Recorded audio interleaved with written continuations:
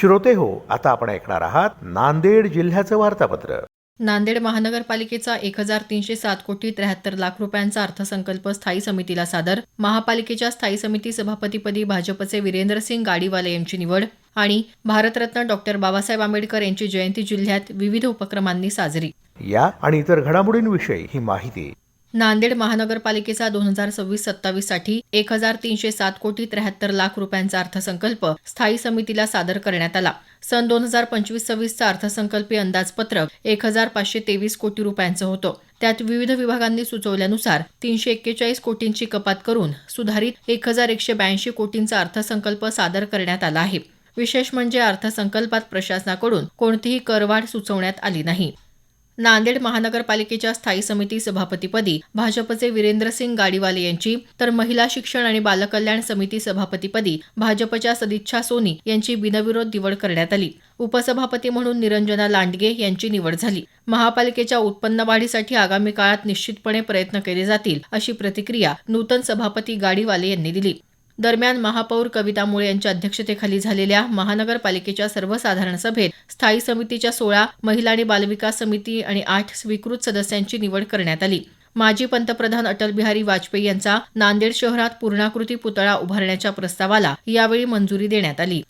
केंद्र शासनाच्या अमृत 2 योजनेअंतर्गत कौठा भागासाठी मंजूर असलेल्या 24 तास पाणीपुरवठा योजनेला प्रारंभ करण्यात आला. महापालिका या पायलट प्रोजेक्टसाठी 2,66 लाख रुपये खर्च करणार आहे. 24 तास पाणीपुरवठा हा प्रोजेक्ट संपूर्ण शहरात 5 टप्प्यांमध्ये कार्यान्वित केला जाणार आहे. कौठा भागातील या प्रकल्पाच्या यशस्वीतेनंतर संपूर्ण शहराला मीटरद्वारे पाणीपुरवठा देण्याची योजना असल्याचंही स्पष्ट करण्यात आलं आहे. अर्धापूर तालुक्यात दाभड इथं होणारा बालविवाह पोलिसांनी रोखला. किनवट तालुक्यातील एका 16 वर्षीय मुलीच्या विवाहाची संपूर्ण तयारी झाली असतानाच पोलीस निरीक्षक चंद्रशेखर कदम हे तिथं सहकाऱ्यांसह पोहोचले. या बालविवाहास प्रोत्साहन दिल्याप्रकरणी 8 जणांविरुद्ध अर्धापूर ठाण्यात बालविवाह प्रतिबंध अधिनियमानुसार गुन्हा दाखल करण्यात आला आहे. नांदेड एज्युकेशन सोसायटीच्या अध्यक्षपदी सीए डॉक्टर प्रवीण पाटील, तर उपाध्यक्षपदी प्रफुल्ल अग्रवाल यांची सर्वानुमते निवड करण्यात आली. संस्थेच्या सचिवपदी श्यामल पत्की कुरुंदकर, सहसचिवपदी प्रदीप नागापूरकर यांची नियुक्ती करण्यात आली. अध्यक्ष प्रवीण पाटील यांचं शिक्षण पीपल्स महाविद्यालयात झालं आहे. संस्थेच्या इतिहासात प्रथमच संस्थेच्या एका विद्यार्थ्याला अध्यक्षपदाचा बहुमान मिळाला आहे. नांदेड जिल्हा परिषदेच्या जिल्हा आरोग्याधिकारी डॉक्टर संगीता देशमुख यांना सेवेतून निलंबित करण्याचे आदेश राज्य शासनानं दिले आहेत. प्राप्त झालेल्या गंभीर स्वरूपाच्या तक्रारीवरून त्यांना निलंबित करण्यात आलं. त्यांची विभागीय चौकशी करण्याचे आदेशही देण्यात आले आहेत.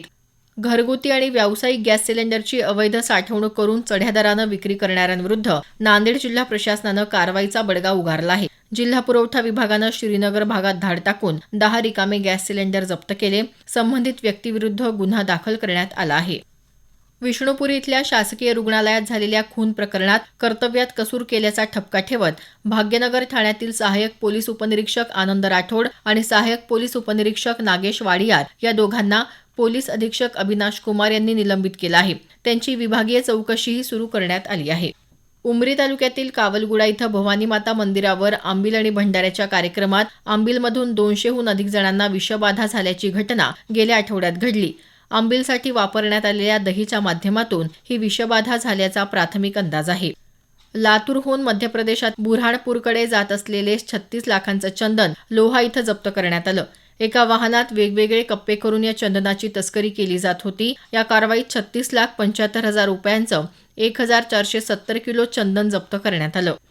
भारतरत्न डॉक्टर बाबासाहेब आंबेडकर यांची जयंती जिल्ह्यात विविध उपक्रमांनी साजरी झाली. खासदार अशोक चव्हाण, जिल्हाधिकारी राहुल कर्डिले यांच्यासह अन्य मान्यवरांनी बाबासाहेबांच्या पुतळ्याला पुष्पहार अर्पण करून अभिवादन केलं. जिल्हा परिषदेच्या वतीनं यशवंतराव चव्हाण सभागृहात अभिवादन कार्यक्रम घेण्यात आला.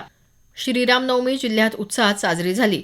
नांदेड इथं गाडीपुरा भागातल्या रेणुकामाता मंदिरातून श्रीरामाच्या भव्य प्रतिमेसह शोभायात्रा काढण्यात आली. आमदार बालाजी कल्याणकर आणि आनंदराव बोंढारकर यांच्या हस्ते श्रीरामाची आरती करून शोभायात्रेला प्रारंभ झाला. या यात्रेत नागरिक मोठ्या संख्येनं सहभागी झाले होते. नांदेडमध्ये ईद उल फित्र अर्थात रमजान ईद उत्साहात साजरी करण्यात आली. ईदची मुख्य नमाज जुन्या नांदेडातील देगलूर नाका भागात असलेल्या ईदगाह मैदानावर अदा करण्यात आली. यावेळी विश्वशांतीची प्रार्थना करण्यात आली. नांदेड जिल्ह्याचं वार्तापत्र आताच आपण ऐकलं. जिल्हा वार्तापत्राचा हा कार्यक्रम आकाशवाणी छत्रपती संभाजीनगर केंद्राच्या प्रादेशिक वृत्त विभागानं सादर केला.